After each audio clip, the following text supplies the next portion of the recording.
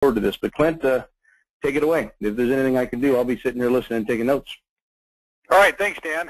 Welcome, everyone. I'm glad to have you on tonight's call. I know there's a lot of people that have been looking forward to this. I've been getting emails all day long. In fact, I devoted this entire day just to answering emails for tonight's call.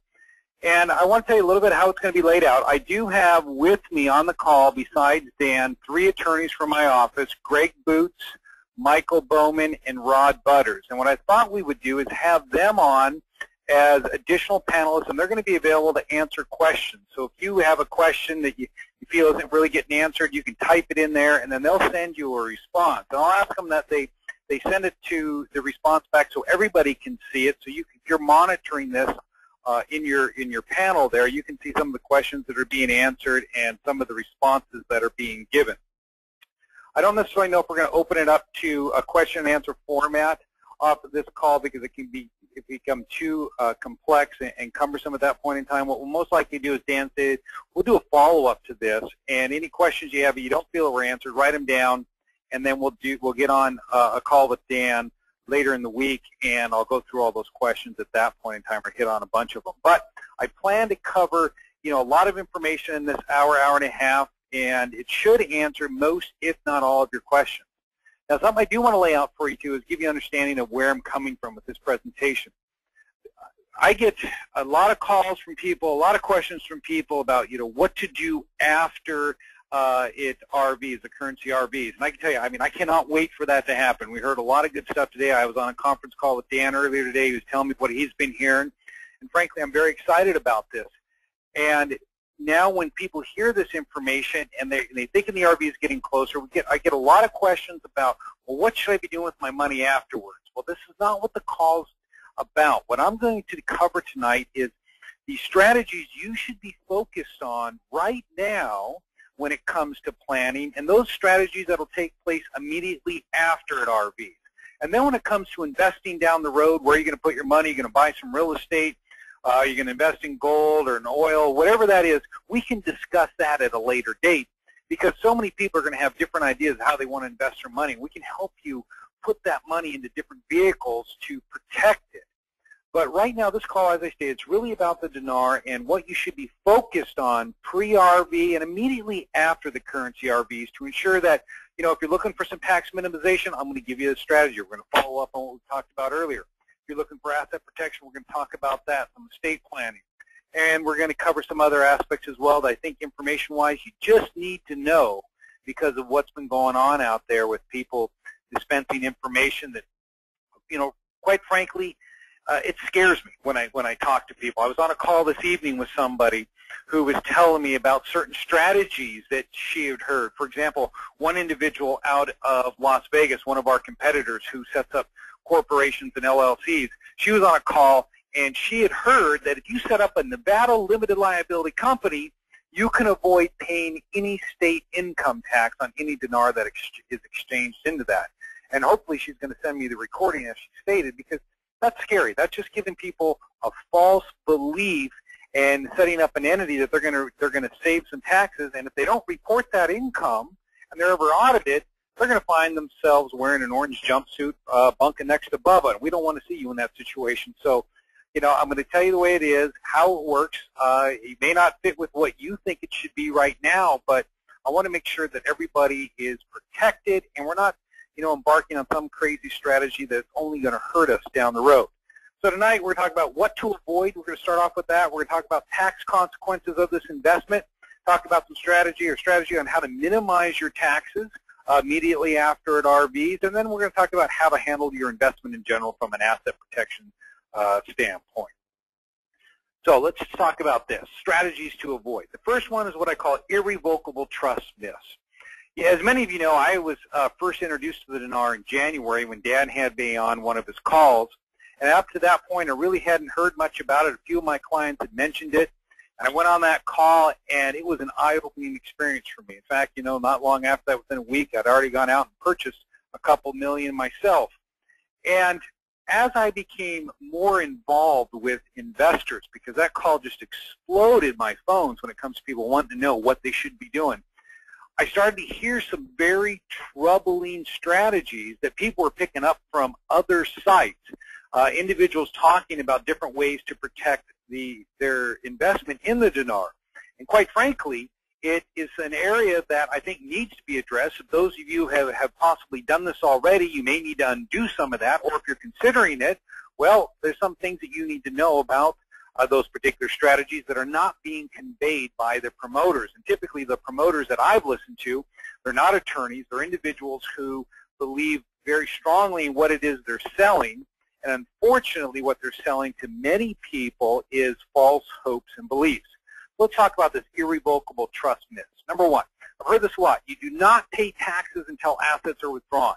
See, a lot of people have been told that they can go and create an irrevocable, complex, grantor, super, hayseed, you name it, trust, and it's going to solve all your problems. And what you want to do is you want to put your dinar into this irrevocable such and such trust and then exchange it at the RV date into the trust, and that's not going to be taxable. And in fact, it's not taxable until you pull the money out. Well, that is just not true. The fact is that trusts pay tax as the income is earned. Any money that's retained in the trust is taxed at the trust tax brackets. Now, on the initial RV, that's not a big deal, because if you've held your dinar for less than a year, and we're talking 35%, well, if it's held and taxed in your name or it's taxed in the trust name, it's still going to be taxed at the same 35% rate. But going forwards, after the initial RV, when you start to invest that money, all future income, that's where you're really going to see the pain with an irrevocable trust. And that is because with the irrevocable trust, the tax rates are compressed. And when I'm referring to compressed, as I put up on here, is that on your after $11,000 in earnings inside of the trust, you automatically jump right up to the top federal income tax bracket for that trust. So there's not a lot of benefit from a tax standpoint to having money in trust, and this goes back to the general principles of the tax code, is that the Congress and the IRS discourages people from creating irrevocable trust to collect income and to run businesses out of. So they do this by compressing the tax rates and making it very unfavorable for people to keep their money in trust in this matter. So that's one that's really concerning me that you need to be aware of. Another myth is that these irrevocable trusts provide asset protection. Well, that's true in some limited circumstances. The first circumstance is if you set up an irrevocable trust for a child and you gift dinar into that trust for the child, and then that child goes out and is driving around because they hear about the RV, they get real excited, they jump in their car and they're going to drive around the block 55 miles an hour in a 15-mile-an-hour zone, and they hit somebody because they're not paying attention, then the child is sued. Well, the money that's held in the trust would be protected from that child's creditors. That is a typical use of an irrevocable trust, or a typical benefit that comes from having an irrevocable trust. Now, where it does not work, and this is what many people have told me, that is, those people who've set up these irrevocable trusts, they were led to believe that they could take their investment in the dinar, put it into this irrevocable trust, and should anything happen to them, they don't have it, they have complete asset protection. Well, the fact of the matter is, it doesn't work that way. There's only a handful of jurisdictions, that is, states, that permit an individual, a grantor, that's you, the dinar holder, to set up a trust for yourself, put your own assets into the trust, and then turn around and say, hey, you sue me, you can't get my assets, even though I'm the beneficiary of this trust that I created for myself.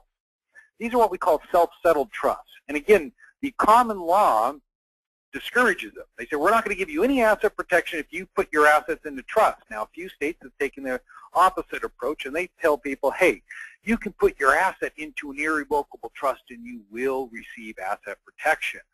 But it comes at a cost.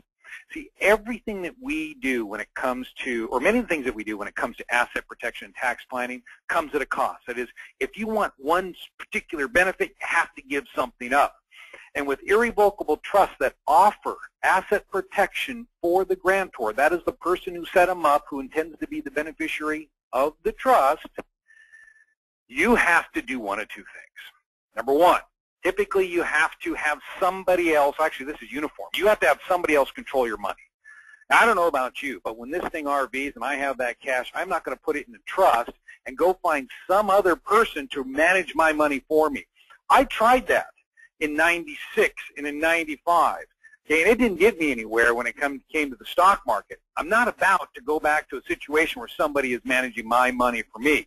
Not to mention, well, they have to manage your investments. You'll have to plead with them to get any income out of your trust, because in order for this trust to be truly an asset protection trust, your distributions cannot be on demand. That is, trustee, can decide when you're going to receive money.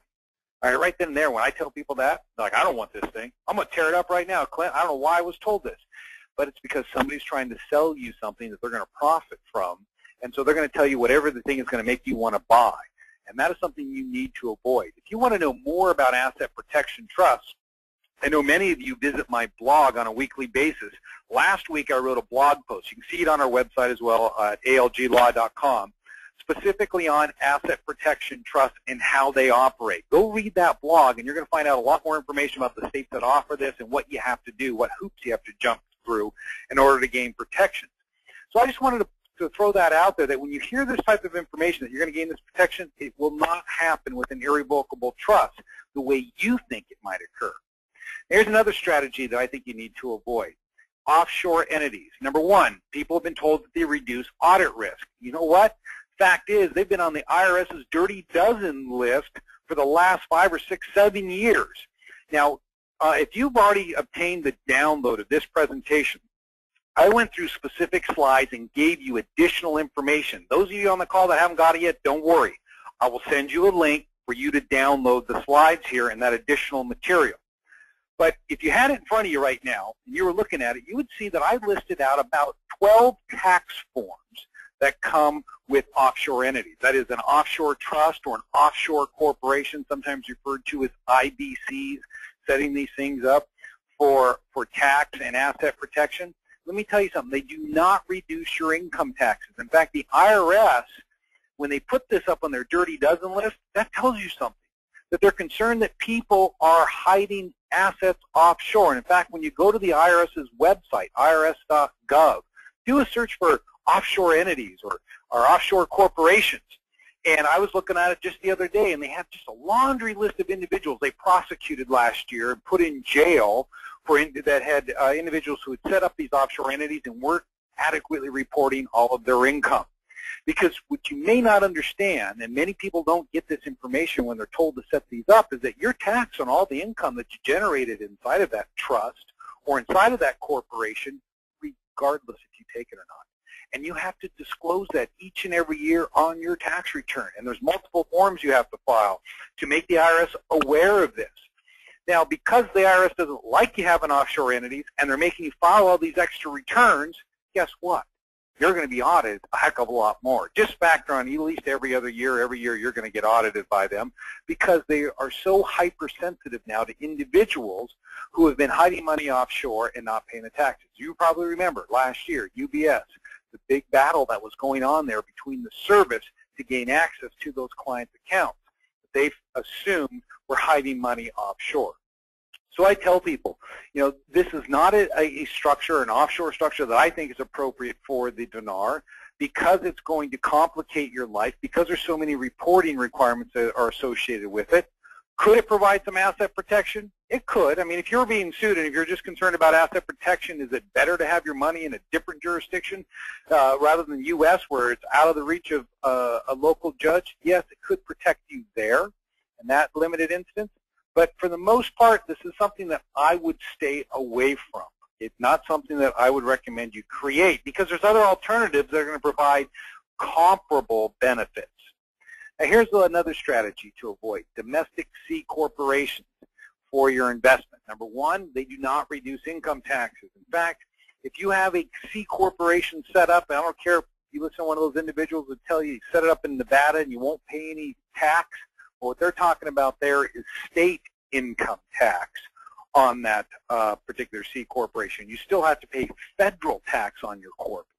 And so now you're in a situation where your corporation will pay tax on the RV. So you have your dinar in the C corporation, you exchange it, all this money comes in, that's taxable to the corp, and then you decide, hey, I'm going to take some money out. So you pay some money out to yourself in salary. Okay, great. You get a deduction for that. But you're going to have to take out a dividend as well.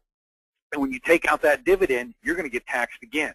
That's what we call the double tax trap with C corporations. So you could actually increase your tax rate considerably by using a C corporation to hold this investment. And so, patently, I tell everybody, do not set this up for your investment at this point in time. After at RVs, after you've converted your dinar into cash, and now you're looking at running a business, and you're looking for some other strategies out there on how to reduce taxes, absolutely, we should explore a C corporation for you, and we can talk about the benefits it's going to provide. But with this type of money, no way, I would not do it. And here's something else. Here's what we call the hidden tax trap with C corporations. This is where an individual takes their dinar. Right now, today, it's not worth that. I mean, it's worth about 1/10 of a cent. So here, $1 million dinar. I paid $1,000 or $1,200 for it, $1,300 for these $1 million dinar. It comes out at $3. Now I have $3 million in value. So when I put it into the corporation, it was worth $1,200. At RVs, now it's worth $3 million. So you might think to yourself, well, Clint, I'm not going to exchange it. Therefore, if I don't exchange it in the corporation, I don't pay any tax because it hasn't been exchanged yet. Here's what I'm going to do. I'm going to pull that money out. I'm just going to take that dinar and put it back in my pocket and then go exchange it in my own name after, and then not pay tax at the corporate level, just recognize it all in my own personal income tax bracket. You could do that, and I know people will do that. And as long as they're audited and they don't get caught doing it, it's just fine.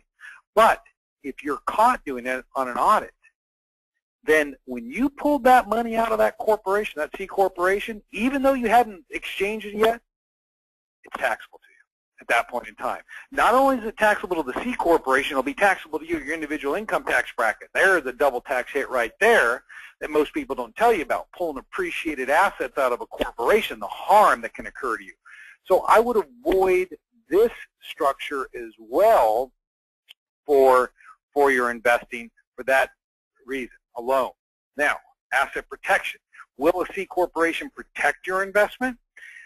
Yes, if it's a Nevada C corporation, and the way they will provide some asset protection. I don't even know why we're talking about it now because I think the taxes kind of settled the issue for you. But with the C corporation from a tax standpoint or from an asset protection standpoint, there is protection there, but it requires that you have your corporation in Nevada, and that is because Nevada is the only state that prevents a creditor from taking your C corporation from you. That is, if you have a corporation set up in any other state, a creditor, that is somebody who sues you, gets a judgment against you, they can take your corporation from you in satisfaction of that judgment. Nevada has extended charging order protections, which I'll get into later on, to corporations that are registered and filed in Nevada. So this is untested as of yet, how this would play out in this context, because the law is fairly new there. It's only a couple of years old, but it's one area in which you would have protections with the C Corp provided set up in that state. So those are some things that I think you may want to consider avoiding when it comes to this investment. So let's talk about some tax consequences now. That's a little darker than it was supposed to be, but that says tax consequences. And of course, the IRS we got there. So income tax rate. Now, I get a lot of questions on this. And everybody is rightly concerned about what their taxes are going to be on this investment. In fact, I met with an individual this afternoon in my office. We talked about the taxes. And it always came back to, yeah, well, that's going to be at a 35% rate. You know what? I know. For many of us, it's going to be at a 35% tax rate when we exchange our dinar and convert it into U.S. currency. And as troubling as that is, at the same time, I mean, this is a blessing that we have. This is an opportunity that we've been given, that we've invested in. And I understand that I don't want to pay any more than I legally have to, but, you know, to trade in, to put an investment, put $1,000 in and get $1 million back out and have to pay out 35%, it's really not all that bad if you think about it in those terms, what you actually invested and what you got a return on. Now, that being said, if you can accept that, there's no problem looking for ways to reduce our taxes and other strategies that are out there. So I tell people that if it's held for less than 1 year, it's most likely going to be taxed as ordinary income, and you're going to pay tax at 35%. Now, if you've held your dinar for more than 1 year, that's an interesting situation. You would claim, most likely I would if I was you in your situation, that's a long-term investment. It's long-term capital gains now. I bought this for investment reasons. It's now matured. I'm going to exchange it. And now I'm going to recognize the tax at 15% because I've held it for more than 1 year. Now, how do you establish the fact that you've held it for more than 1 year? Because I will tell you this. If you're audited, the presumption will be that you have held it for less than 1 year. They'll never presume that you've held it for more than 1 year because there's less taxes generated with that presumption. So the IRS always takes the presumption that brings in the most tax revenue. The way you would establish this is based upon when you acquired the currency. You prove that by cashier's checks, however you paid for it. You have whatever paperwork you received at the time you purchased your dinar, that establishes the date in which the holding period will begin to run from. So if you've held your dinar for more than 1 year, then I think you should claim as an investment long-term capital gains and have it taxed at 15% when your taxes are due. Which brings me to my next point. When are the taxes due? Well, those of you that are looking on the slides right now, you see I gave you some information on this in the notes section that are following along with me. Your taxes are due April 15th of the following year. You do not have to pay quarterly estimated taxes when you have one big hit of income like you're going to have here with the dinar. You're not required to pay quarterlies in that situation. So you have, depending on when it RVs, I mean, if it RVs tomorrow, great. We have now 7 months to plan. Oh, you throw in April, excuse me, that's 11. You have 11 months to plan for your taxes. Now, I know what I'm going to do. I'm going to take 35%, and I'm going to say, this has to be set aside for taxes. Now, I may take that money and invest it maybe in something that isn't a municipal bond, something that's not going to create any taxable income for me, but I'm going to put it aside knowing that at bare minimum, this will be used for taxes. Now, I will then look for alternative investments that will help reduce my tax liability, say working oil and gas interest, Section 179 property that will help lower my tax burden from an investment standpoint. But overall, I'm going to put that money aside for my taxes come April 15th. And there's nothing wrong with that. Now, here's what I'm also going to do. I've told several of my clients that as soon as this RVs, what I'm going to seek is a private letter ruling on this investment because I want to get it from the IRS. I want to know from their mouth how they view the tax situation. Because I personally feel that, spend the $2,000 to get that private letter ruling is well worth it to have that there. So when it comes to tax time, I know I'm not paying more than I have to or my fair share. So that's something to consider as well after it RVs. But taxes, I think it's either 15% or 35%. Now, there are ways to reduce that. We will discuss those. Gift taxes. All right. Now, if you want to gift any of your dinar to an individual, well, that is considered a taxable gift, just like anything. If you give anything to somebody, that is subject to gift tax. Now, gift tax rates, essentially 35% as well. But understand that the gift tax rate is after you've used up your lifetime exemption. So let me back up and explain to you what a lifetime exemption is. Right now, we have a unique opportunity that we can gift away $5 million to as many different people as we want. Total, though. The total amount is only $5 million. And it's free from gift tax. We do not have to pay any gift tax on that gift. Anything above that, we will. Now, this is a limited opportunity because this tax break, if you want to call it that, expires after next year. So it's available from now, 2011 and 2012, and then it's going to go back to $1 million. So what happens then? Well, you've used up all of your estate tax credit at that point in time, too, when you've made this gift. So when you pass away, all the money you have accumulated in your estate will be subject to estate taxes, and that's where they'll swoop in and take a good 50% of your estate at that point in time to go to the federal government. So you need to be aware of how the gift taxes work and what you can do today to avoid problems in the future. And what I mean by that is, when you wait for the currency to RV before you make your gift, then it's the value at the time the gift is made that's most important. So if I gift currency to somebody today, $1 million, say I gave my brother $1 million dinar, well, the value of that gift would be roughly $1,300, depending on the exchange rate. So from a gift tax standpoint, it's irrelevant to me because I can gift away $13,000 a year to as many different people as I want, and it doesn't, I don't have to pay any gift tax on it. It doesn't go against my exemption. That's just your annual gift tax exemption. So I can just give many people $1 million dinar if I had them. I could just say, hey, here's $1 million for you. It's only a $1,300 gift. Doesn't mean anything. I don't have to pay any tax on it. But if I wanted to give my brother $1 million dinar and I wait until after it RVs, because I'm holding back. Now I'm looking at what I have, and if I'm thinking, wow, if it comes out at $5, well, I got enough. I can spare $1 million for my brother, so I'll give it to him now. But if then I start thinking about it and say, well, gosh, if this RVs and it comes out at $250, I love my brother, but not when it's at a $250 mark. I loved him more when it was worth $5. So I'm not going to give him $1 million. I'm going to hold back. I'm going to wait to see what that RV amount is, and then I'll give him a little less, or considerably less.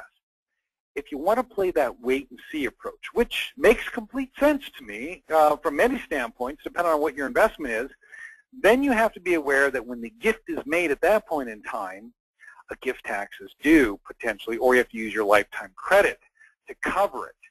So the wait and see approach could be a problem for you when it comes to gift taxation. So we have to be careful there. If you really want to make sure that everything's fine on the gift, give it away early, especially to kids. Now is the time to move it before it RVs, because when it RVs, it's too late. Now, many people have told me, hey, Clint, well, how are they going to know? Oh, they can figure that out. So they'll just start asking the kids and bringing them in at an audit, come out and do a field audit, and separate you out, ask you, when did you receive this?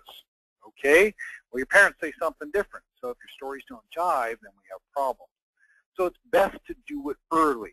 And so gifting is an opportunity that I know many people have expressed an interest in, but it's how that gift takes place that is so important.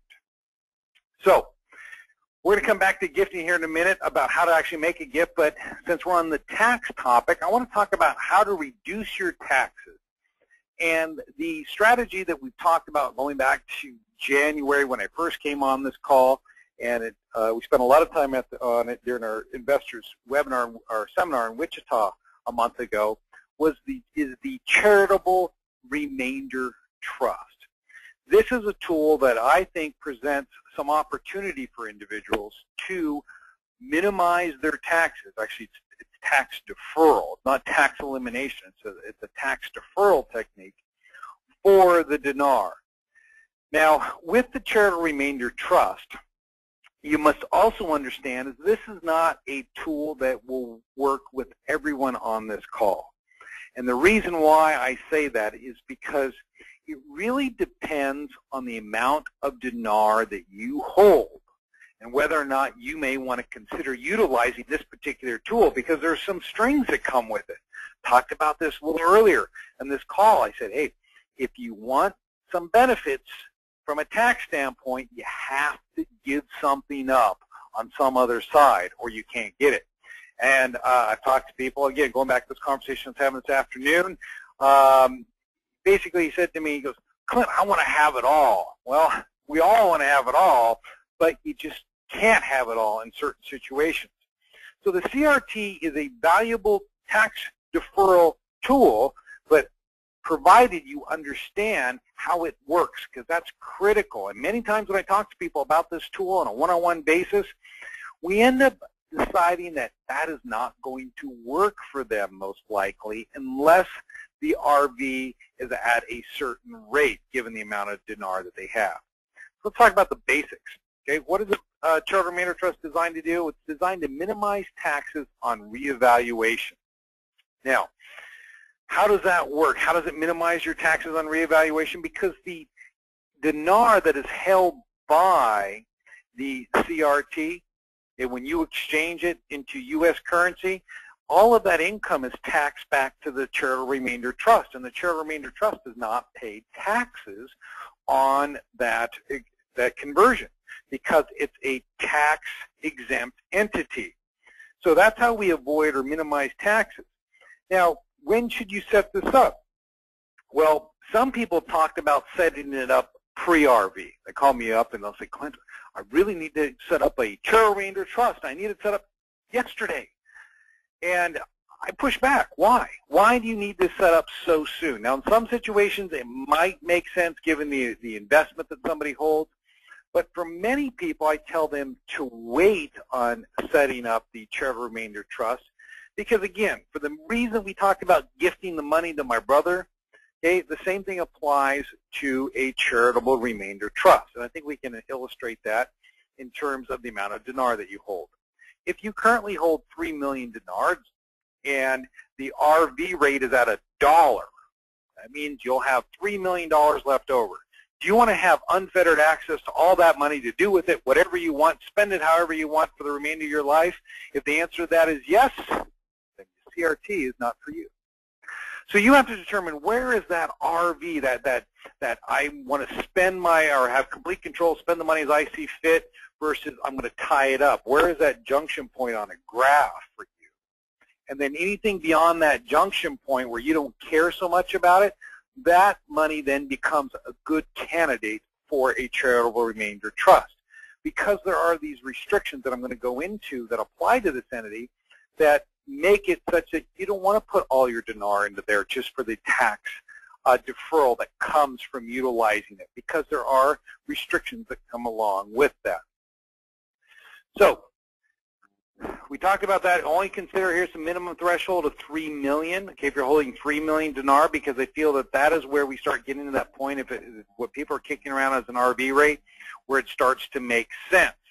You can also put on here, you must be at least 50 years of age, or trust will be limited to 20 years in duration.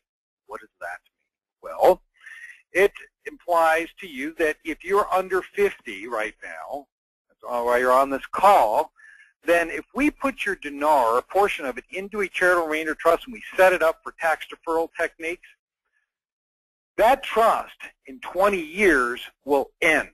So if you're 70, or actually say you're 49 today, you're 69, your payout from that trust will stop in 20 years. You're done. And not to mention your payout is only going to be 5% for the next 20 years out of this trust. Why is that? Well, it's because a charitable remainder trust is set up based upon a few assumptions. One of the main assumptions is that you're only going to live a certain amount of time. And that's called a mortality table, that we factor your age, how long you're going to live. And it's also based upon the current federal interest rate, applicable federal rate that the IRS puts out each and every month when it comes to what they assume your assets will grow at. So, in simple terms, let's assume that you're a 50-year-old person right now, or 49-year-old person. They may say on a mortality table that you have 33 years to live. Now, given the fact that you're going to live 33 years, if we put in a set amount of dollars today, I'll say $1 million into this charitable remainder trust, the day it goes in, the government assumes that those assets will only grow at 2.3% for the rest of your life. That is what they tell you they're going to grow at. And you can sit back and say, you gotta be kidding me. I know I'm going to get 10% return on my money from here on out. That's going to be my average for the next 33 years because I have all these different ways to do it. It doesn't matter what you can do. It's what the government tells you is going to happen. Now, you're free to go out there and get that type of return on this investment, but for the function of determining how much you can pull out of that trust for the remainder of your life or for a set term of years, it's based upon what they tell you it's going to be. So using my example again, looking at that growth rate of 2.3% and your life expectancy of 33 years, the tables tell us that your trust will exhaust itself if we set it up for your lifetime. That is, you'll pull out all of the assets before you die, and there won't be anything left for charity. And the rules for a CRT state that you got to have 10% of the assets left for charity, and you yourself have to pull out a minimum of 5% a year. Now, there's a maximum as well. We'll cover that in just a minute. So if you can't meet that test, then we start shrinking the term of the trust. And that's why when we get to those people who are under 50 years of age right now, it's real difficult to set up this CRT for them. I tell people to wait. You know, if you're younger, wait. Let's wait till the RV happens, see how much it comes out at. You know, Dan and I were on a call just last week or the week before. We're talking about, you know, who's going to exchange their RV and when. Dan says, you know, he's comfortable waiting. He's going to see what's going to happen for a while. He doesn't think you need to rush in and do it. I took a different approach on that. But the thing is, when it comes to this, the currency RV, and you have time, you can make decisions. So we can look at what the RV rate is, and then we can decide, does this make sense for me? And if it does, then we'll crunch the numbers and see, will the payout, that is how much you pull out of it, make sense for you? Because the individual I was meeting with this afternoon, we kind of did a rough sketch of this. We talked about what the payout would be if we put in a million dinar, and I told him if we put in $1 million dinar, and let's say it revalued at $2, you'd have $2 million inside of that CRT. Based upon your age, we could get you probably a payout in the neighborhood of 6 to 8%. So that tells you that each year you can pull out, if you had $2 million in there, $120,000 a year for 6% payout. That's it, 6% of the assets. You can't pull out any more. You can't take those assets and loan them to you. They're stuck in there. Now, if you make, for every $100,000 you make inside of that trust off your investments, you get to take out $6,000 of that. The rest has to stay in the trust. His eyes got real big when he looked at me. He said, so if I made $150,000, $200,000, I can only pull out $12,000? Yep, that's what the government says. I have to rethink this. And I said, you're right. You have plenty of time to rethink it. Rethink it up until the RV date, then call me and tell me what you want to do, and we'll take a look at it at that point in time and determine whether or not it makes sense given your other holdings in this investment. So how does it work visually? I like putting these little diagrams together when we can do it. Here's a couple right here. They want to set up a shared remainder trust. So what they might do is call me after the RV occurs and say, Clint, I'd like you to establish a CRT for me. And so I would tell them, all right, make sure that you have not converted any currency yet, any dinar into U.S. currency, because if you've done that, then the tax benefits are lost, because at that point in time when you convert your money, it is now taxable to you, which, by the way, if you convert your dinar into Canadian currency, into any other type of currency, the British pound, that's taxable to you. It's conversion. So you come to us, you ask me to set up a CRT for you, we'll set it up for you, we'll get it all established, and then you will gift your dinar, that is, not gift them, you will transfer them into the CRT. So we'll make the CRT the owner of the dinar. And how to do all this and some of the other more details beyond this webinar right now, but a lot of things you need to know there. But basically, we'll put it inside of the CRT.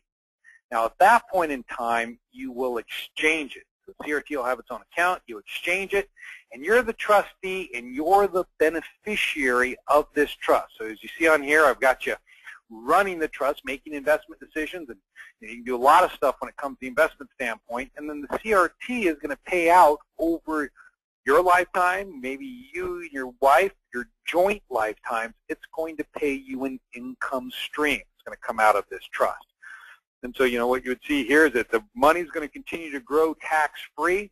The only time there's going to be a tax with regards to this trust is when the money is paid out to you based upon that calculation that we determine upon the trust inception. Now, as you get the money out, it is taxable to you. That's kind of complicated as far as how that works. It can be very beneficial. You can actually take this CRT and you can take that money and put it in there, and you know, maybe you might look at this and say, Clint, it's worth doing it sooner, and the RV is not so important to me, because you can put that money in there. You don't pay any tax on the conversion, and then if you invest it a certain way in certain types of vehicles, when you pull the money out, you won't pay any tax when the money comes out to you as well. That's a little hidden secret about these types of trusts, but there are some options there that we explore later on. But I just want to throw that out there. It's something else that is a benefit of the shared remainder trust that a lot of people that aren't familiar with them understand. So if forget about that, say you just went out and you bought, you invested in the stock market, well then you would be taxed on that income when you pull it out, depending on how much you're required to pull out on an annual basis. Now, of course, there's going to be money left over. outside of the CRT. There has to be. That's what the government says. That's why they have these rules. So if there's money left over remaining inside of the charitable remainder trust when you pass away, well, any of that money then can be, or would then take this trust and would be converted into a private foundation that can be run by your children. We call these family foundations. So your charitable remainder trust can become a family foundation, and it'll be run by your children. They can continue to draw a salary off of this entity. I have several clients whose parents had set up similar structures, and the kids now who are my clients are now running this foundation and making a reasonable salary for their efforts, giving away the money on an annual basis. So that's an opportunity that can come from this charitable remainder trust. So you can extend it beyond one generation into multiple generations. So it can be a quite powerful tool in the right situation. That's a tax deferral technique that I think is available out there. If it works for you, it's something we should explore and be thinking about. But you just need to know what your options are. So let me talk a little bit about some pre-RV items, things you need to be aware of pre-RV. Number one, gifting is really important, asset protection, privacy, of course, and estate planning. All of these are tops on people's list when I talk to them. They want to know about the gifting. That's why I talked a little bit about it already. They want to know how to protect their assets. You know, they don't want anybody to know that they have this money because, you know, they think they only have 10 relatives, and they want to find out after the RV they have 110 relatives that show up on their doorstep for a family reunion. And estate planning, most importantly, this is an area that is often overlooked because we look at estate planning as for the wealthy when we have a lot. Well, I can tell you, I mean, if you believe in this investment as I do, then you have a lot right now. It's just not realized yet. And to sit there and approach estate planning from the standpoint is that until this converts, I'm not going to worry about it, I think might be a bit naive in some certain situations because this is something you want to protect. So with those, that's something we need to look at and explore as well. What would happen to this investment if you passed away tomorrow accidentally? I mean, you can't plan your death. My wife had two friends in their early 40s who have passed away this year from aneurysms. You stand there talking to them, next minute you're not because they're laying on the floor. And that's something that can happen at any time. And in both situations, these people's lives and their lives, chaos was left in their wake because there wasn't adequate planning that took place prior to that because they thought they were young, they didn't have to worry about it, or they didn't see themselves as having assets. So these things we're going to consider as well tonight. So let's talk about gifting, because this is where everything started for me. The calls that came in initially, everybody wanted to know about how they gifted away their currency to people, their children, and many of the calls that I got right away, I knew we had problems right off the bat when I started listening to how people were gifting their money.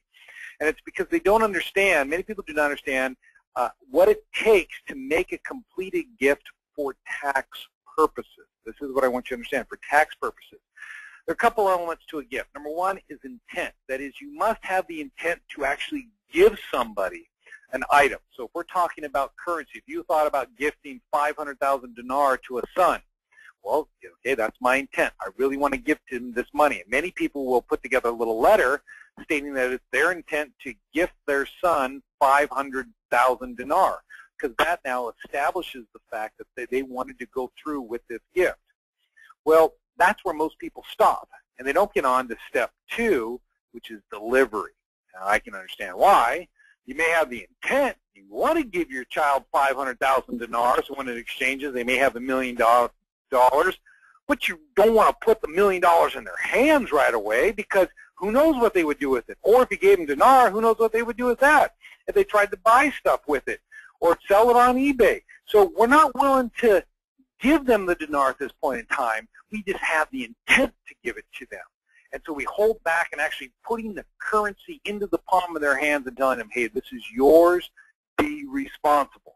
Because for many of us who have younger children or grandchildren, their idea of responsibility is much different than ours. And so we hold back and we never satisfy step two. Step three is an easy one, acceptance. But if you don't get to step two, delivery, there can never be an acceptance because they never actually receive the currency. So gifting requires three elements in order for it to be a valid gift for tax purposes. Now, the examples I just gave, incomplete gift, just the letter stating your intent to gift without the actual delivery of the dinar. Many, many people I've talked to over the last several months have drafted these letters and they have not made that completed gift. This is crucial because if you're audited after the RV, it will be a post-RV gift and not a pre-RV gift, which is what you were trying to do. So how do we make a completed gift? Well, you can give a person or charity the dinar outright. Give them the dinar. Put it in their hands. Okay, say, here it is. I've talked to some people. They said, hey, I sent it to my brother. He lives in, let's say, Michigan. Great. There you go. A completed gift. You bought it. You sent it to him. He's in possession of it. I would also have a little letter. Now, it doesn't hurt to have backup, you know, saying that it was your intent to give him this on a certain day. Maybe get it notarized or just send it to him in an envelope. I was going to think that, you know, just the post stamp, but who knows what was in it. I think the letter would be sufficient, just to have that letter notarized that this was your intent to make him the gift, because you could see from the IRS's standpoint, they audited you, how are you going to prove that you gifted him that currency pre-RV? You can say, I mailed it to him. Well, how do we know you didn't mail it to him after the RV? What proof do you have that it was your intent to give it to him pre-RV and you actually gave it to him? So I'd put that letter together so we just kind of build some more arguments on our side, more evidence of the fact that this is what actually took place. So that's something to consider. Irrevocable trust. I know I just hammered these things into the ground a little bit here at the start of this webinar, but I can tell you that irrevocable trust for another person, not just for yourself, that doesn't work, but for another person to hold dinar, that would work. If you wanted to set up a trust for a child and put the assets into the trust for the child, that would be a completed gift. But the people that I've talked to who have done this, they weren't setting the trust up for themselves. They've missed some steps along the way we're going to cover here in just a second that are really important to make this thing count. So that's an option. Or you can set up, gift a person an interest in a limited liability company that holds your dinar. And this is, you know, dear and true to me. This is what I prefer. The way I like to set things up is through limited liability companies, and we'll explain that here very shortly. So, outright gift to the dinar, make sure the recipient has full control. This recipient is responsible for the exchange. So if you give somebody the currency, they're going to go down, they're going to exchange it, the money's going to roll into their account, not yours. And, you know, the recipient receives, of course, the currency then after the exchange. That is, they will walk away with the U.S. currency. You will not be under your control because they're the one that will be handling the exchange in the area in which they live. Now, the use of the trust. If you set up a trust for somebody, understand that you maintain control as the trustee. That's one of the reasons why people create trusts for minors or for other people. Like, hey, I want to give you this, but I just don't trust you with it. So because I don't trust you with it, I'm going to put a trust in place that will allow me to trust you with this investment because I control it. I trust myself to do the right thing. I just don't trust you to do the right thing. So if you set it up in an irrevocable trust and you gift the currency to the trust today, your child or whoever it is will be the beneficiary of this trust. It will be considered a gift to them, provided you send them a crummy letter. Now, a crummy letter is not a letter that is poorly written with grammatical and spelling errors throughout, with incoherent sentences. Actually, what a crummy letter is a term for a letter that was used in a specific case. And it was Crummy versus the Commissioner of the Internal Revenue Service. Mr. Crummy had made these gifts to trusts for his kids. And the IRS said, oh, you didn't make a gift to your kids. You never intended to actually, you had the intent, but you did not give actual delivery with that because you still maintain control over that trust. Remember, this all goes back to what I just taught you. So Mr. Crummy's, or his executor of his estate, came out and said, wait a minute, this was a gift, because he gave his kids a letter when he made the gift to the trust. It said, little ones, if you want this money, all you have to do is ask for it. You have 30 days to come knocking on my door and say, I want the money, Dad, and if you say you want the money, great, I will give you the money. But if you don't ask for it within 30 days, then I will invest the money and I will control it for you. Now, is there a little bit of wink, wink, nod, nod going on behind the scenes with Mr. Crummy talking to his kids? And it probably went down something like this. Hey, I'm going to send you a letter. It says you have 30 days to pull out this money. It would be in your best interest to ignore that letter and not ask for that money, or that will be the last letter you'll ever receive from me. So you can see kind of how that probably played out. The kids realized, well, wait till Dad dies, I got all this money, or I pull some out now and lose a majority of it. So they waited. The IRS lost on this, hence the term crummy letter was coined from this particular case. So if you've gifted anything in trust to a child, you better make sure you got letters set up, letting them know that a gift's been made and they have a right to pull that money out. Otherwise, the whole gifting thing will not work for you. And this is an area where the IRS is very successful in challenging gifts in trust. And it's one of the reasons why when you go to their website, the IRS's website, you type in irrevocable trust. They have this as one of their hot button issues as well as offshore entities. So the crummy issue is out there. Most people that I've run into that set up the irrevocable trust never even heard of this before and were not aware that this is a requirement. Search it on the internet. You'll figure this out. You type in crummy letter, irrevocable trust. Plenty of attorneys out there have written many, many articles on this particular subject of how important it is. Okay, the other thing about the trust that you may not be aware of, it has to file an annual tax return. So that's a problem with using trust. You have to file 1041. You should only have one beneficiary per trust. That's the way I like to set them up, so you can control each kid a little differently. Some kids mature faster than others. If you decide to go the irrevocable trust route, well, then you'd want to create one trust per child so you can control their distributions. And the trust, of course, must have a bank account. Make sure you get that set up. So when the currency RVs, you have somewhere to put the money after the RV, because it has to flow into the trust. It can't flow into your personal account and then into the trust. So those are the situations in which, if you're considering using a trust, you need to be aware of in order to hold this investment, in order to make it a completed gift. So the trust is a valuable tool. Don't get me wrong. I talk a lot about this in some of our more advanced workshops, different types of trust that can be utilized in certain situations. And from a tax standpoint, for gift tax purposes, they're great for moving appreciated assets or assets you intend to appreciate. But there are some restrictions that come along with them, as I've already covered. And so that's why I look to the limited liability company as kind of a solution to a lot of this stuff. I mean, why create a document or an entity that, you got one hand tied to your hip, another one stuck in your ear, and they kind of hobleg you a little bit. But we're going to give you all these benefits you're looking for. You just have to be comfortable living this way. So setting up the LLC, we dispense with many of these antiquated means of passing on wealth or gifting wealth while you're alive, and instead offer something that's very flexible and based upon where you create it, provides some awesome benefits for you.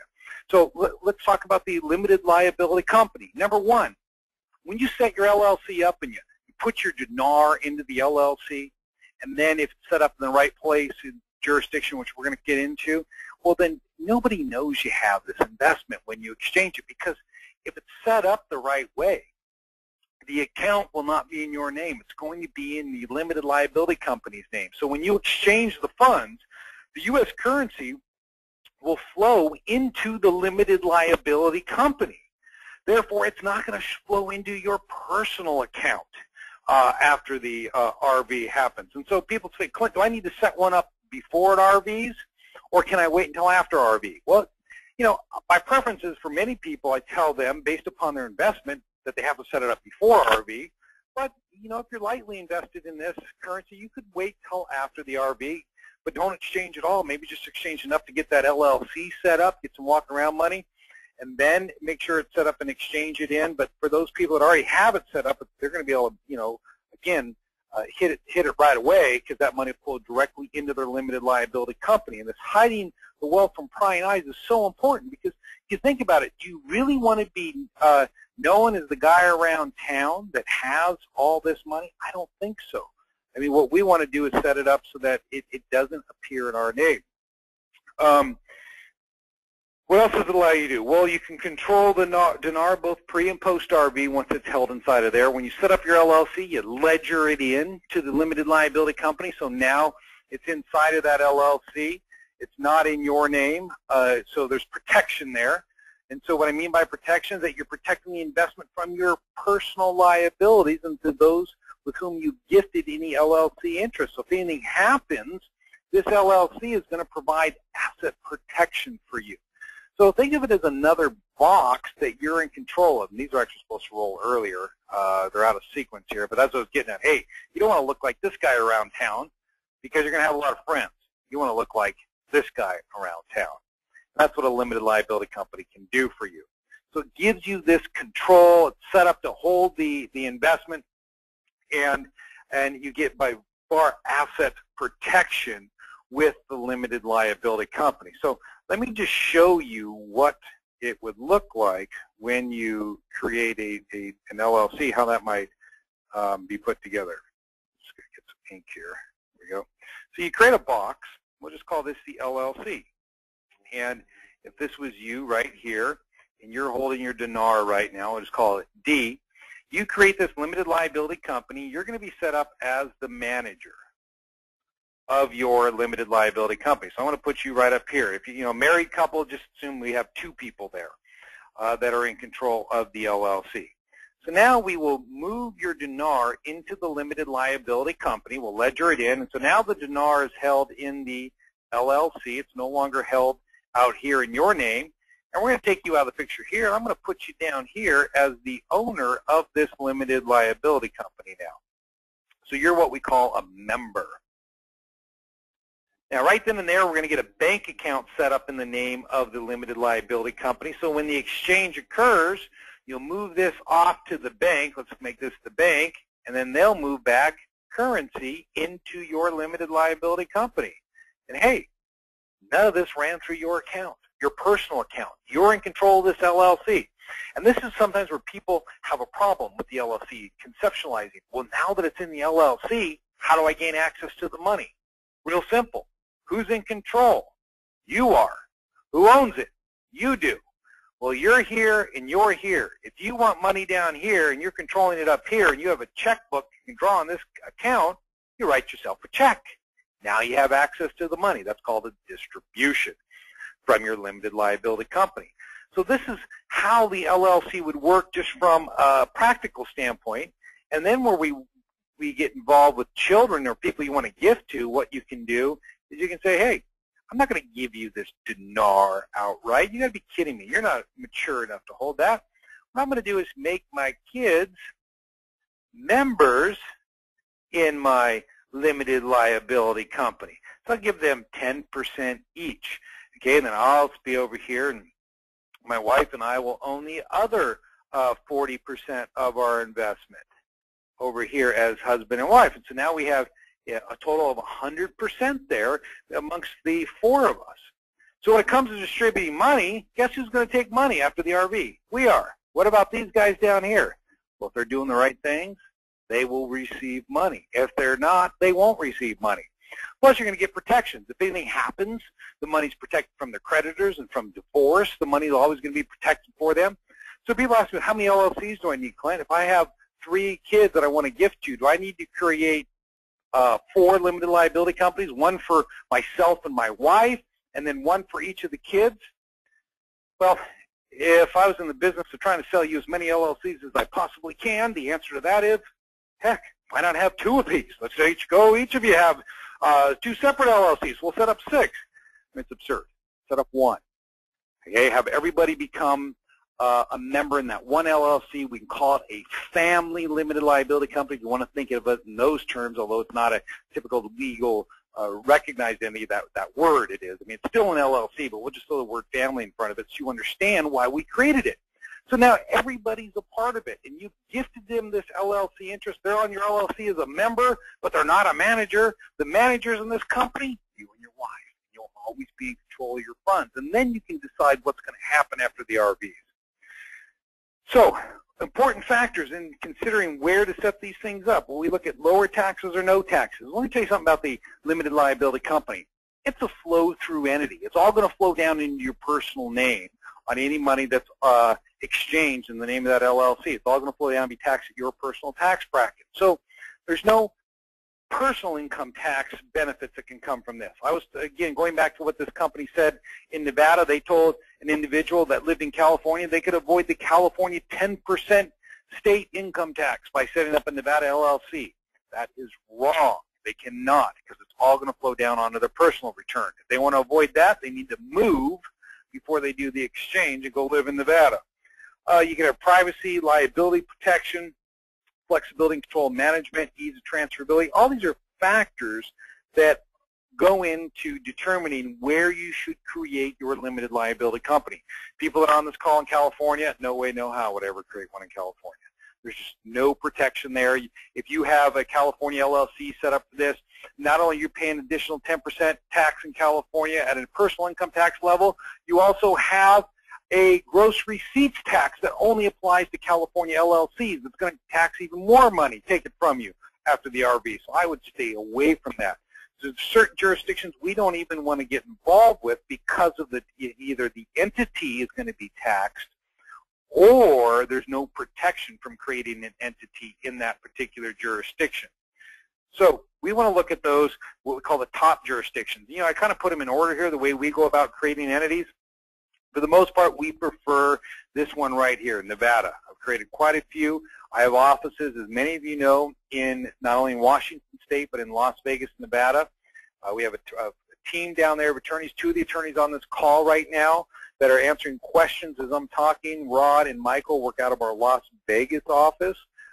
We were just running some workshops there this week, working with people on asset protection concepts. So we do a lot of Nevada work. Now, Nevada isn't for everybody, by the way, but it is for certain individuals and certain types of investments. And I think the type of investment we're talking about here with the dinar lends itself extremely well to this jurisdiction. If it was an active business, not so much.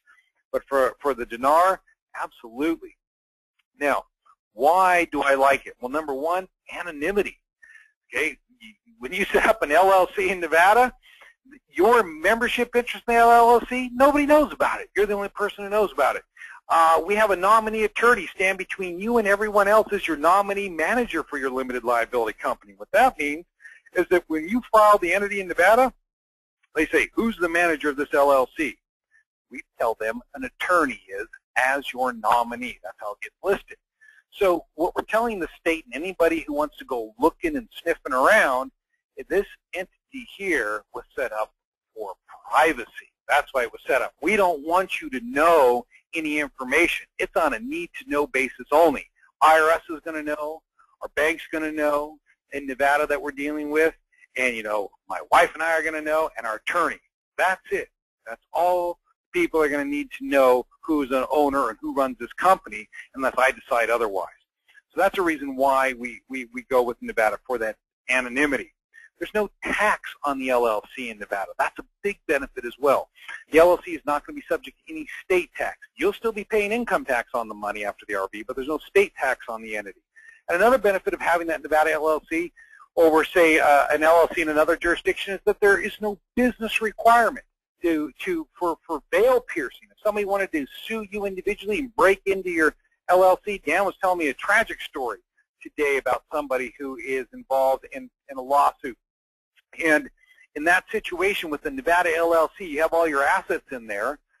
They cannot use the fact that the LLC is not actually out there running a tree service business or selling something on the internet as a means to invalidate your company and break it. Because Nevada, when they drafted their laws, they were aware of this. And they stated in their laws that there is no business requirement. You could set an LLC up just to hold flower petals, and that's considered to be an active business for state law purposes. And that's real important when it comes to asset protection, because attorneys are always looking for creative ways to break these types of entities to get after the goods that are held inside. So the LLC protections. Why would you want to set up an LLC from an asset protection standpoint? Well, if somebody sued you, the only thing they can get is a charging order. If they get a charging order, what it means is that the creditor is prohibited from becoming a partner with you, can't demand income, can't force distributions, can't participate in management decisions. You know what you can throw out there to really scare them? You can tell them, hey, if you sue me and you get this charging order, which essentially says that it's a lien on your LLC, so your assets are there, you still control them, you still invest them, you still pay yourself management fees. They don't get anything, but you can say, hey, this rev rule out here says you pay my taxes on this LLC. What do you think about that? Do you really want to go down this road? And I can tell you that if they don't believe you, you whip some language out and say, well, it says right here that, you know, if you, as the assignee of my LLC, if you acquire a charging order against my interest, you're required to report income gains and losses associated with my interest. So you show them that. If somebody came after you and they were thinking about suing you individually and putting a charging order on them, you start showing them the language, you start showing them this rev ruling and how your LLC is set up, they're going to think twice. And this is no longer going to be something that smells sweet. What they're going to see right now is what I call attorney be gone. They're going to get one sniff of this thing, and they're going to look the other way, and they're going to be looking to settle.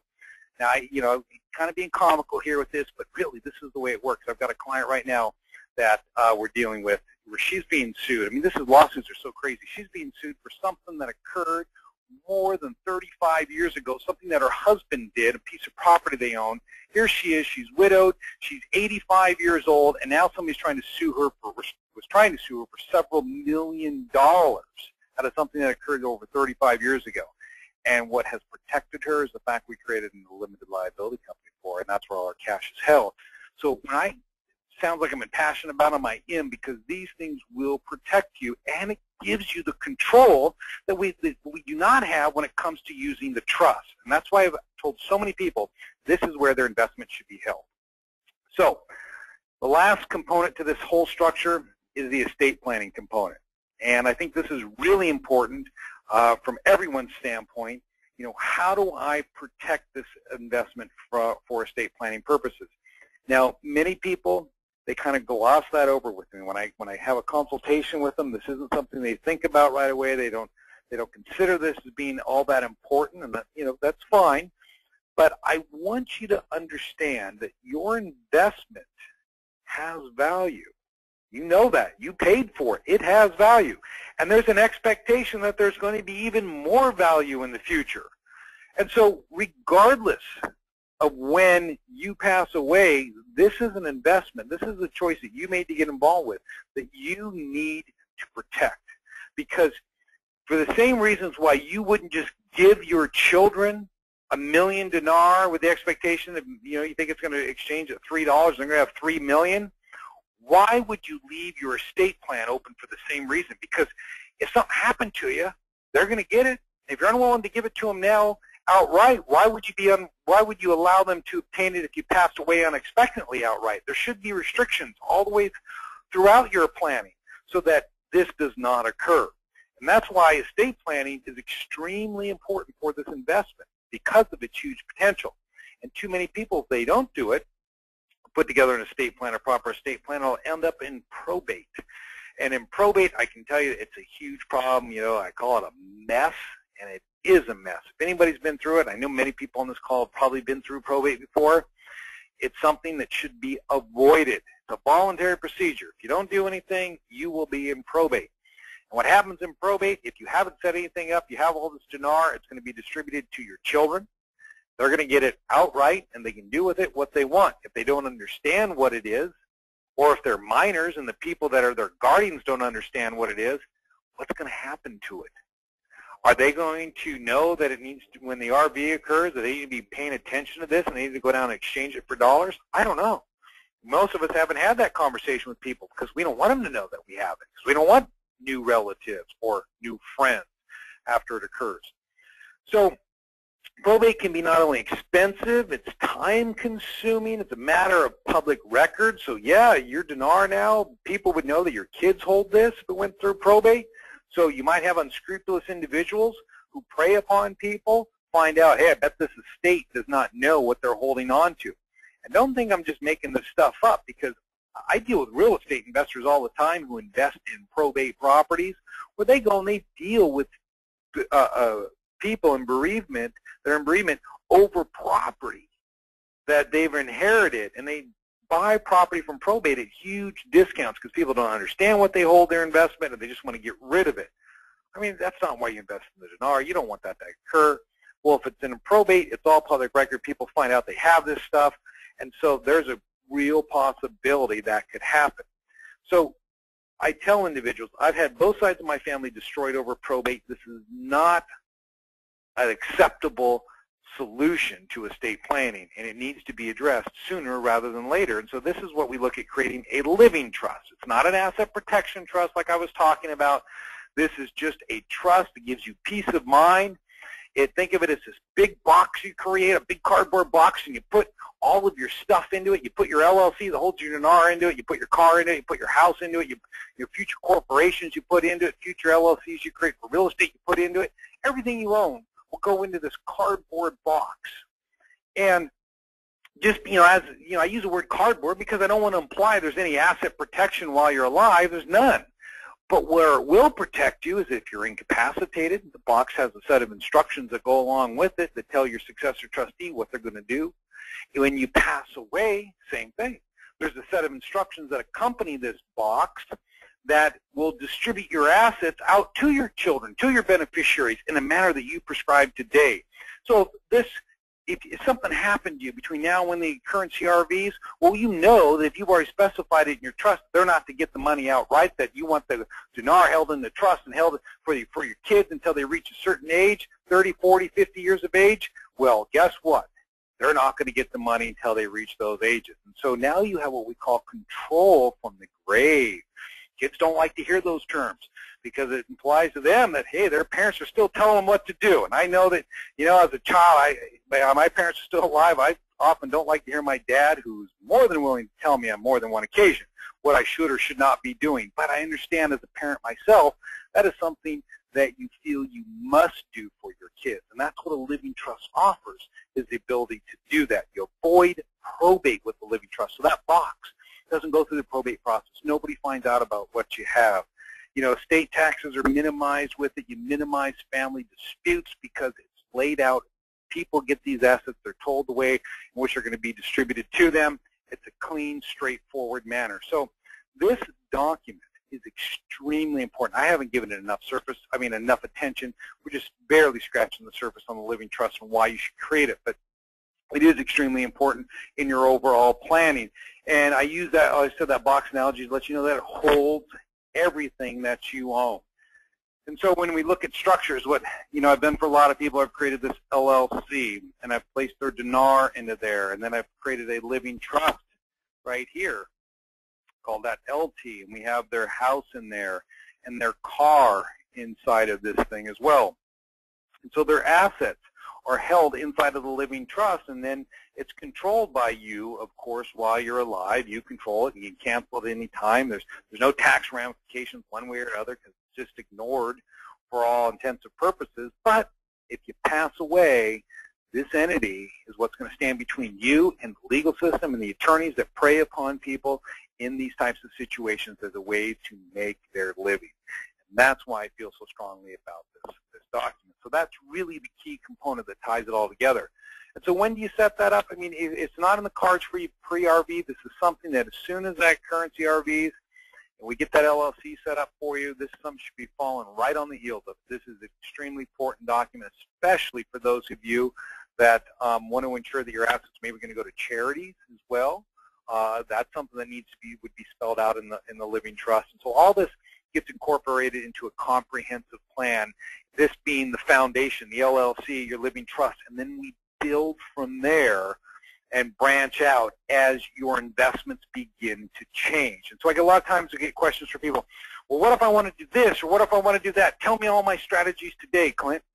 I can't, because we don't know what you want to do, and it's not an efficient use of your time nor my time. The more efficient use of our time is to discuss what you should be doing now, immediately after the RV, and then as a client, when we go forward, we talk about those things. So if you consider buying real estate, then we have a conversation. This is what we're going to do for this particular type of investment. Let me do this for you, and this is the benefit that you're going to receive.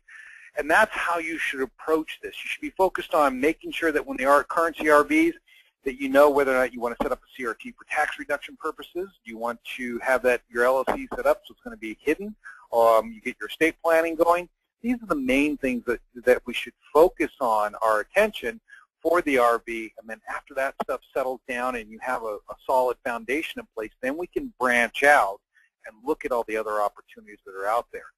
Namely, for me, I'm just going to sit back and take a breath, because this has been kind of a roller coaster ride, and you know, I'm going to want to do some things. I know many of you are, and then I'm going to get serious about where I'm going to start investing my money at that point in time. So, you know, at this point, I want to invite on, you know, any of the panelists. If Michael or Rod or Greg, is there any questions that, you know, that were out there that I didn't get to that people had that asked me? I know, I can tell you one. I know there's some Canadians on this call. I received some emails today from Canadians. They wanted to know whether or not the strategies that I'm discussing here would apply to Canadians, not necessarily from a Canadian law standpoint, but for Canadians who want to invest in the United States. The answer to that is no. The LLC is something you do not want to, as a Canadian especially, you do not want to invest through a limited liability company in the United States. You actually want to use a limited partnership, because Canada treats the LLC as a corporation for tax purposes, and it can really hurt you. So for Canadians that are on the call, I know there's a handful of them. You know, you got a good idea. If you're thinking about moving down here, this is how you want to structure yourselves. But from a tax standpoint, you really need to seek Canadian counsel. And I don't have any recommendations on that. About 5-6 years ago, we tried to set something up with some Canadians, and it just found it's such a fractured area up there as far as the laws go between the provinces and the federal, that I couldn't find somebody with an overall knowledge of how things should work. So he'd tell you on your own, but you are. So, Greg, you have anything that you think we need to talk about that you can think of, questions that have been asked tonight or in general? Yeah, I've had quite a few questions in regards to being able to set up a Nevada LLC when you don't live in Nevada. And you don't actually have to be a resident of Nevada to create a Nevada LLC. What Nevada requires is that you have a resident or registered agent for the business to accept service or process for the company. You want to make sure that you have a business address that ties that LLC directly to the state of Nevada. And in regards to a bank account, I would make sure that I have a bank that does business in Nevada, so I can use that address for the business address, even though I might do my transactions locally. But the fact that I live in Washington State doesn't prevent me at all from opening up a Nevada LLC and holding assets in Nevada for asset protection purposes.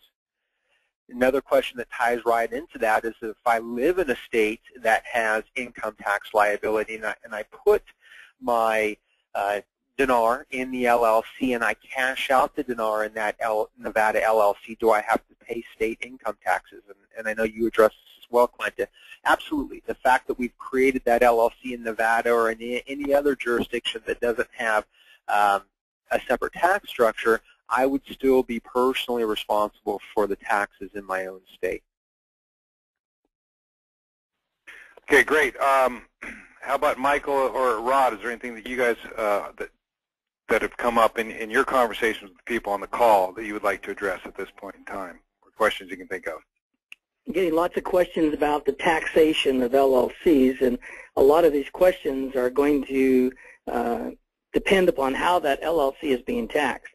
The LLC, which is a great entity for asset protection, has the flexibility of choosing how it wants to be taxed, and therefore what tax election you make has a great impact on what the tax consequences are going to be on the assets held inside it. So a lot of questions have answers that it depends, and being able to pick the taxation of the LLC is what we need to talk to them about on an individual consultation basis. Okay. Michael? All right. Dan, are you still there? I am still here. All right. What do you, anything you'd like to add? Any questions? Well, now I'm confused. Comments? No. There are some things I thought I knew that you straightened up. I don't know if that helps anybody else. But I was thinking more along some of the trust that you started out with. In fact, where I kind of got lost was some ideas and things, like you had said, that I'd learned from other places that we definitely need to talk about, myself and yourself. And we'll probably do this as a group before we get back together and me and you have that conversation. But what I pulled out of this the most that I think is most valuable to myself and from those people that listened, obviously they make up their own choices, is I like the way you explained what I've usually done in business is the limited liability corporation. And the living trust is something I know very little about, but I do like the way you explained it. So to me, to wrap up what you've just done, we've given people some ideas on how to use the limited liability trust to protect themselves. A living trust to be an ongoing situation that protects them against everything from attorneys just trying to get a hold of their assets to what's going to happen to their loved ones when they leave. And I think, am I getting something wrong here, or is that maybe where the majority should focus on protection? Well, no, you got it. That's exactly what I wanted to describe tonight. Those are the areas that, I think are particularly important that you need to be aware of. Well, and we can talk about this. Somebody else keep trying to say something? Oh, yeah, this is Michael. No. One of the areas people keep mentioning on the call or on the blog is the actual control over the distributions and the gifts to their kids. The living trust is absolutely by far the best tool for that. You want to be able to get the money to them, but you also want to protect them from themselves, and so that's a great instrument for it. In fact, everybody should have a living trust now and in the future. I got a question here from Angela. She wants to know how to handle a gift when a child who is in college is overseas and won't be able to be here to cash in their investment. Well, in that particular case, it does make it a little more difficult for delivery purposes. What I would do, Angela, is I would send that child a letter saying that I intend to give this to you. How would you like me to handle it? Would you like me to send it to you, or would you like me to hold this for you for safekeeping until your return? What are your instructions? And then have them send something back to you. It could be an email, anything of that nature. And that way, at least you have a record that you gave it to the child and they told you what to do with it. So, to answer to your question, Angela, that's how I would handle that particular situation for a child who's overseas and really couldn't be here. Should the letter be notarized because it's only $20-30 instead of just sent? Or? Well, yeah, but see, here's the thing about emails is that emails get a stamp. So you can always prove when it was sent via the email. Right. I've dealt with that in some court cases. So, I mean, that's the electronic age now. You can go back and you can prove when that took place. So that I think that would work. There's another question here from Carolyn. She says, I haven't gifted. I live in Illinois. I was told the IRS will make me decide to use first in or last out. Where does this affect the pre-dinar I hand out? Well, that issue, that's a good question, Carolyn. And what I think you're getting at there is, if you gift dinar, are you gifting dinar that you've held for more than a year, or are you gifting more of the short-term dinar? And you need to pick and choose which one you're gifting. It's not one that I've ever encountered before, but I see the dilemma that you face with this particular type of investment. So my advice to you, keep the long-term stuff, gift away the short-term stuff. I mean, charity does start at home. You want to capture the long-term capital gains rate, unless, of course, the person you're gifting it to doesn't have a lot of deductions. I don't know. I mean, there could be some tax consequences. There are reasons why you'd want to give them the opposite. But for the most part, give them short-term stuff, maybe actually give them the confirmation that goes along with it to establish that as well in making that gift. So that's what I would look at. Clint, we've had a lot of conversation on our board the last little bit, since you're talking about taxes and things here as well, that people are being told that 15% tax is what the IRS is going to be looking for. Now, I understood pretty well what you were saying. I didn't know the different categories, long-term, short-term, capital gains type thing. Since we're dealing in the Iraqi dinar, proving when you purchase it is going to be a big deal. Is the intent to purchase like a reserve? Is that going to count? Does the date start when you put down your 10% and is applied at the end of the 30%? I'm not trying to get too picky here, but I mean, at a 1-year situation, as long as I started my purchase 1 year ago, then I would be able to pay 15% possibly. But if it's been less than 1 year, I'm stuck with a 35%, period. Well, to give you that legal opinion answer, I'm going to have to charge you 20% of your investment. No problem. I don't hold mine. No, here's the thing.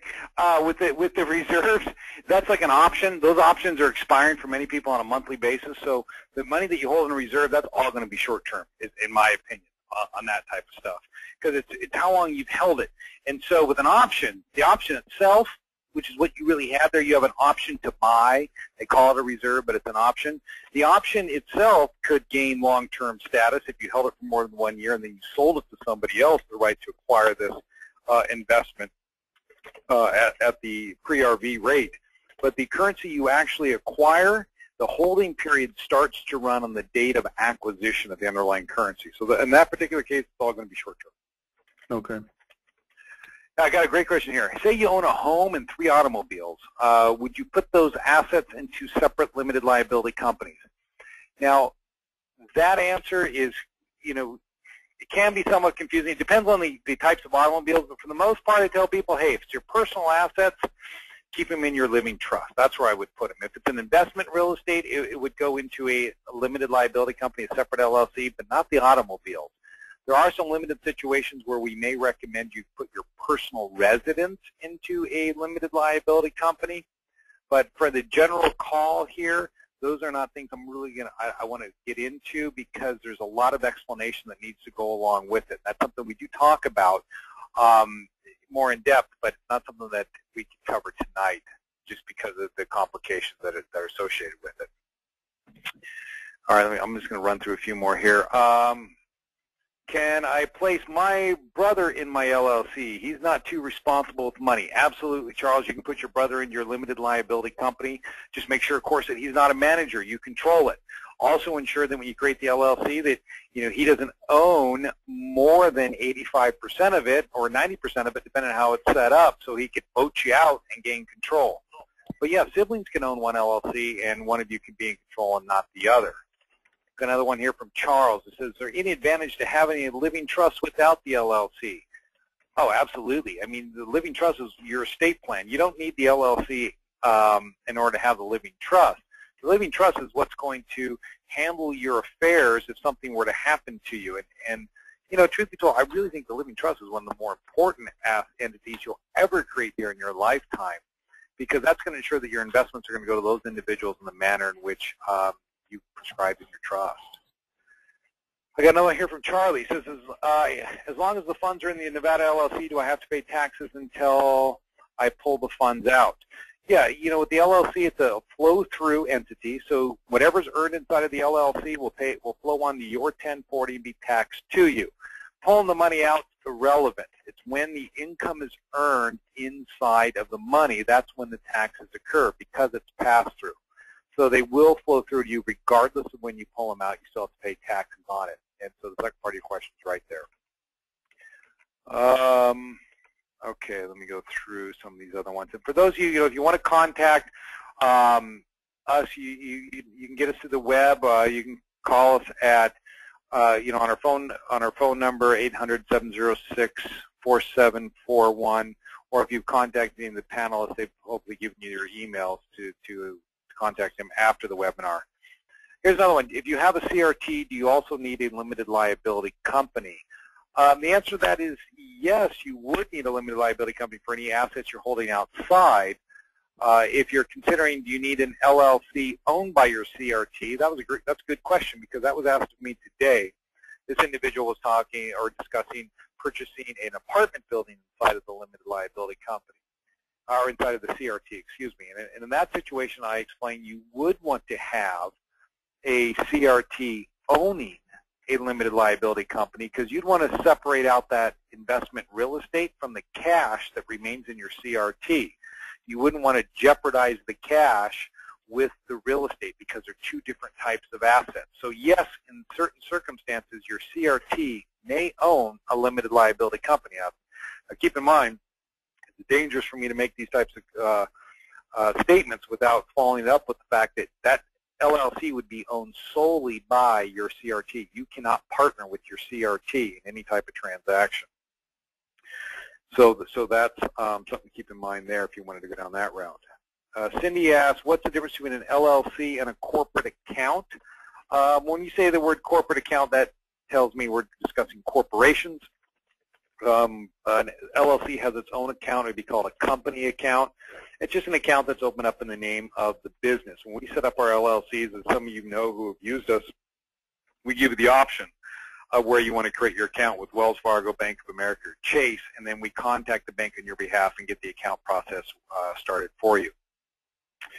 So asset protection, this one's from Dale, for baby mama and child support from the RV. Well, Dale, I'm going to have to pass on that question. That's really something we'd have to, it's not something I want to get into. Yeah, I'll just leave it at that. All right, Dan, you've got a question. This is a different Dan. Is there protection for an Iowa LLC? Yeah, there's protection for an Iowa LLC. You're not going to have the same benefits that you get with a Nevada LLC as far as the anonymity goes, but you still will have protection there from creditors or whatever happens inside of the limited liability company. Darla asks a question. Can an individual set up a Nevada LLC by themselves? Yeah, Darla, you can have a one-person limited liability company. You may have read something on one of my blogs or maybe just on the internet in general about a case out of Florida last year. In that case where a single-member LLC was pierced, well, that had to do with Florida law. You can have it. That's why I told you it's so important where you set up your LLC. Nevada permits single-member LLCs, and they protect them as well under statute. So you can set up an LLC by yourself in Nevada with you being the sole member and the only manager. Another question here by Dave. He says, I don't understand why a loan will not be treated as a loan when it comes to be recorded as such. I'm not sure I understand the question there about the loaning of the money. Dave, we have to take that one at a different time. David, can you provide an order of magnitude dollar cost to set this stuff up, Children of Trust, Nevada LLC, etc.? Our fees are pretty straightforward. We charge for Nevada LLC, it's $1,500 plus the filing fees, and then for the address, figure this, start to finish with the bank account with everything, it runs you about $2,300 to set up the entity with the fees, filing fees to get it start to finish. And for those of you, I mean, if you know of anybody that's used our services, just send them an email, ask them what we do. It's quite comprehensive what it takes, in my opinion, is what you need to ensure that your LLC is fully funded. If you want to gift it, the proper gift forms are prepared and the interests are gifted in the manner in which are required to be recognized as a valid gift for not only asset protection purposes, but for tax purposes. And, we set up the bank account for you, the anonymity that goes along with that, so nobody knows that it's your LLC. A lot's involved. And we take a lot of pride in time in putting these things together for people. Which blog did you mention about asset protection? If you go to the ALG site, our main one, alglaw.com, you'll see on the left-hand side there's a little post about blog posts. You can click on those and it's going to take you to my individual blog, and you can do a search there for many of the articles that I've written on different topics. Can I interrupt you just for a minute there, Clint? Yeah. Okay. Oh, shoot. I think I just forgot what I was going to ask you because you started talking about blogs. I did want to talk to you about putting a link towards some of the places people can find assistance there. What in the world? I just was going to – go ahead. I knew you were going to ask a question. I just had something hit me that is really important, but I'll hold it for a minute. Okay. I lost it. David asks, explain the address in Nevada again. Is that an address that someone has to be there? If not, is it you? And does your money after RV electronically go into the LLC account? So break it down. Yes, we have an office building there. We provide an address for you there. We have 40 employees in our building, CPAs, attorneys, and the like that staff it. There is somebody there that controls all that, forwards all your mail to you. And as far as the RV electronically going in the LLC account, yeah, it's a wire transfer. You transfer the money into your account, to your LLC. You're in complete control of that. I have no control over your account. I cannot see it. When I turn the process over to the bank, it's between you and the bank. And the reason why you're able to work with banks in Nevada when you live in a different state without physically having to show up at that branch is because of the relationship that our law firm has with the bank. That's a unique relationship that we've cultivated with them that allows us to set up accounts for people out of state for their LLCs without having their physical presence be required. So that is important. Good question. Okay, I remember. A lot of Dave's on this call. You do? Okay, great. Let's go. And it is important because, me and you spoke about this before. I wouldn't be interrupting you. There's a lot of sites out there right now. As you know, there's about 4 main Iraqi dinar blogs out there. I don't have to name them all. Maybe there's 5. I may be missing one. But one of the things that's become quite frequently talked about right now on some of their calls, I've seen it on some of their posts, people are telling me they're even buying these pre-set up trusts. And what you said about trust kind of concerned me, and I'm not going to ask you questions about trusts. But me and you had spoke about something a couple of weeks ago. You said, you know, Dan, I know about what people need, and I don't know their full needs, but I could start putting together some packages for some of the folks on here that have heard a little bit about what we're doing at X amount of a rate or whatever you're talking about. Have you given any consideration to that as far as whether we're talking about packages, LLCs that are inside of a living trust already with no stipulations, or have you thought of anything like that that we could start utilizing? Or we were talking. What I was thinking when you brought that up was a limited liability company, where the individual wants to do a lot of the legwork or some of the legwork on their own, so they could actually be utilizing the documents that we would typically prepare for a client, but the individual would have to handle all of the setup on their side.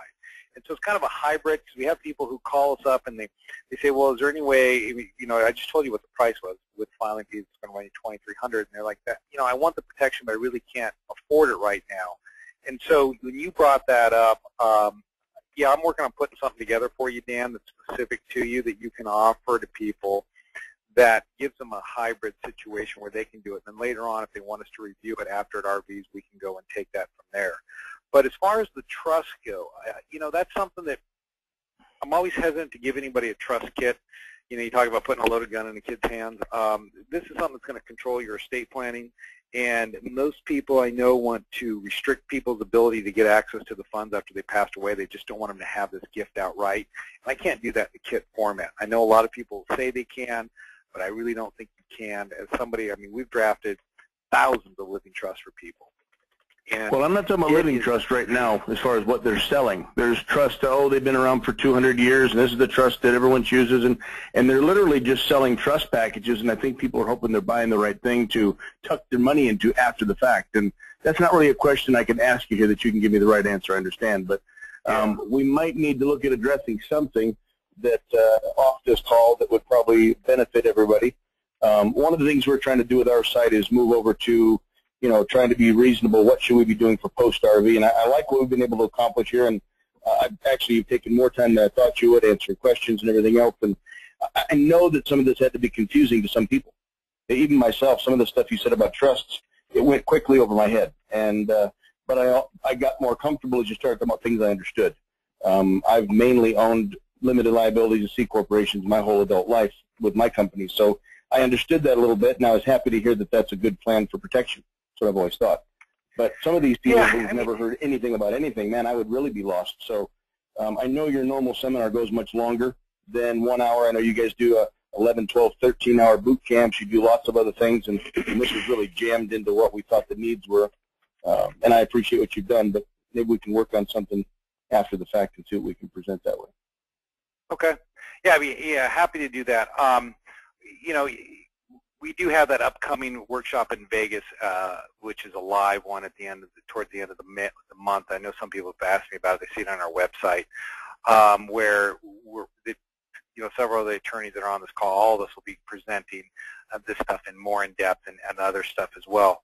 One of the things that's unique about our firm is that we lead with the education for the most part. I mean, we want our clients to become educated, understand these topics, because it will make you ask questions, because you don't know what you don't know. And so when you get information, many times when you brought up this irrevocable trust stuff that's been going around that I first found out about a couple months ago myself, I mean, because of my background as an attorney, I knew where the issues were immediately.